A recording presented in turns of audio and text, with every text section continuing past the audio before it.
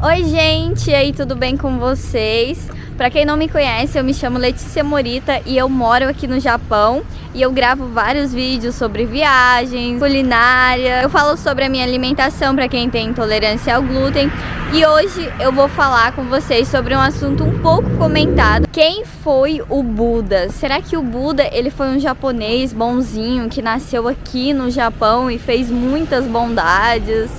Eu já ouvi várias e várias histórias de que o Buda ele foi um japonês muito bondoso e os japoneses nomearam ele como Buda, que significa o iluminado, né? E aí eu passei a acreditar nisso a minha vida inteira e aqui estou com 30 anos de idade e resolvi dar uma pesquisada para vocês e descobri que essa história não é verdade. Muitos brasileiros acreditam nisso. O famoso Buda, ele nasceu na Índia e o nome dele é Siddhartha Gautama. Pelo que eu li sobre as histórias e pelas histórias originais que as pessoas contam, Siddhartha Gautama, ele nasceu lá na Índia e ele era filho do rei. Um dia antes, assim, da mãe dele, né, ter tido ele, ela teve um sonho que um elefante branco entrava no útero dela e daí ela resolveu falar para os sábios lá da época que, ó, eu tive esse sonho. E os brahmanes interpretaram que a criança se tornaria um monarca universal ou um místico de altíssima hierarquia, um Buda. Quem não sabe o que é brahmanês, eles eram conhecidos como professores intelectuais. Então a mãe de Buda resolveu fazer uma visita aos pais dela, onde mais tarde ela acabou dando a luz ao menino no meio da rua. Durante o batismo de Buda, os brahmanes tiveram a certeza de que o menino fazia parte da profecia e disseram que se ele permanecesse no palácio paterno, reinaria sobre o mundo. E após 7 dias do seu nascimento, a sua mãe infelizmente acabou falecendo. E assim foi, o pai dele educou ele com abundância e no luxo, porque ele tinha que ser preparado para ser um guerreiro, um líder político, tornando-se o sucessor, né, do seu pai. Com 16 anos, Buda casou-se com a sua prima, onde tiveram um filho. Nessa época, a vida na Índia era difícil, os habitantes eram numerosos, o alimento escasso e a divisão dos bens desigual, de modo que a fome e a miséria se integravam no dia a dia da maior parte da população. Até os seus 29 anos de idade, Buda nunca teve que pensar na miséria, velhice, doenças, porque ele foi criado com todo luxo e glamour. E um dia, quando ele resolveu dar uma volta com a sua esposa fora de todo aquele reino e todo aquele luxo, ele ficou em choque. Em contraste com a beleza de sua esposa e de seu filho e com o luxo que o cercava, a realidade passou a impressioná-lo. Conforme o tempo foi se passando, aquele sentimento foi se acumulando pouco a pouco. Então Buda afastou-se do palácio, abandonando a família, bens e passado, e se lançou no mundo em busca de explicação para o enigma da vida. E aí, como ele não tinha base nenhuma, porque ele não sabia o que fazer e que rumo tomar, ele pegou e se juntou a 5 homens e com ele começou a jejuar e fazer orações, mas com o estômago vazio, ele não conseguia se concentrar muito e isso também não ensinava nada para ele.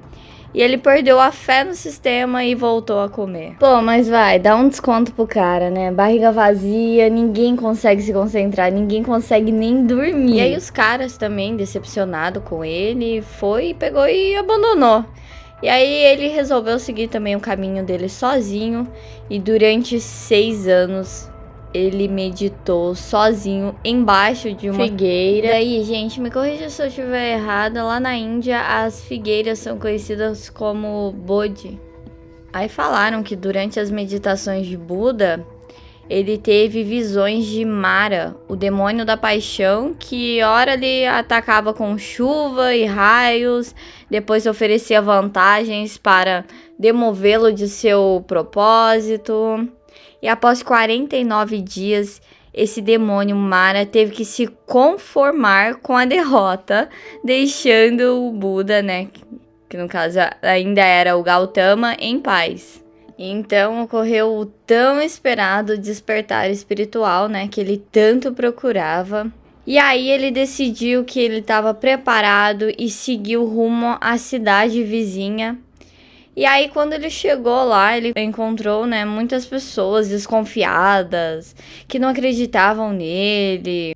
Só uma coisa que eu esqueci de falar é que depois que ele viu toda aquela miséria, ele tomou uma decisão para a vida dele. Depois disso, né, Gautama, o Buda, né, cortou. Na história fala que ele cortou o cabelo, na verdade ele raspou o cabelo quando ele abdicou da sua posição lá no reino, né? E ele fugiu para poder, assim, entender mais sobre a situação das pessoas. E também raspar a cabeça era considerado um sinal de humildade.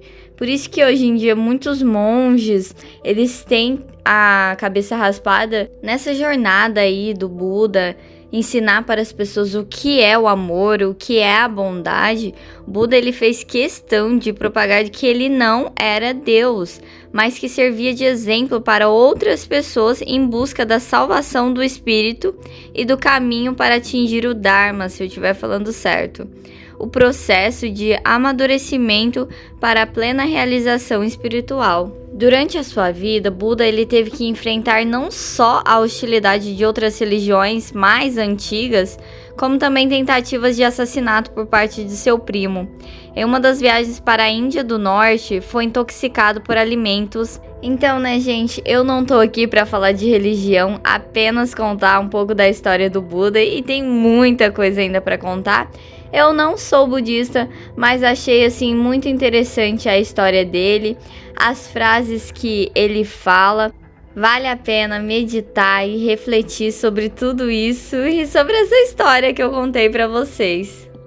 Bom, gente, essa é a história do Buda, né? 30 anos acreditando naquilo que me contaram. E aí, quando a gente vai pesquisar, descobre que a história é completamente diferente. A história é muito bonita. Uma das frases que o Buda, assim, falava era que não procure a paz ao seu redor, porque a paz vem de dentro de você. Então, vivemos às vezes em um ambiente onde a gente fala que as pessoas nos irritam. Nossa, fulano de tal me deixa irritada. Aquele ambiente me irrita. Quem se irrita é você. O problema só existe dentro de você. Se você tem paz interior, tudo ao seu redor é diferente. Outra frase do Buda é: não viva no passado e não sonhe com o futuro. Viva apenas o presente. E se você analisar assim, nossa, então quer dizer que eu não posso sonhar em ter a minha casa, eu não posso sonhar com as coisas futuras. Se você vive apenas no presente, acreditando que tudo aquilo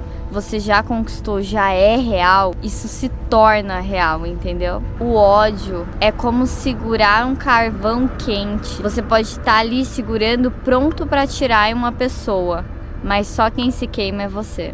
A mente é tudo. O que você pensa, você se torna. Você deve estar aí pensando: eu penso que eu sou rico.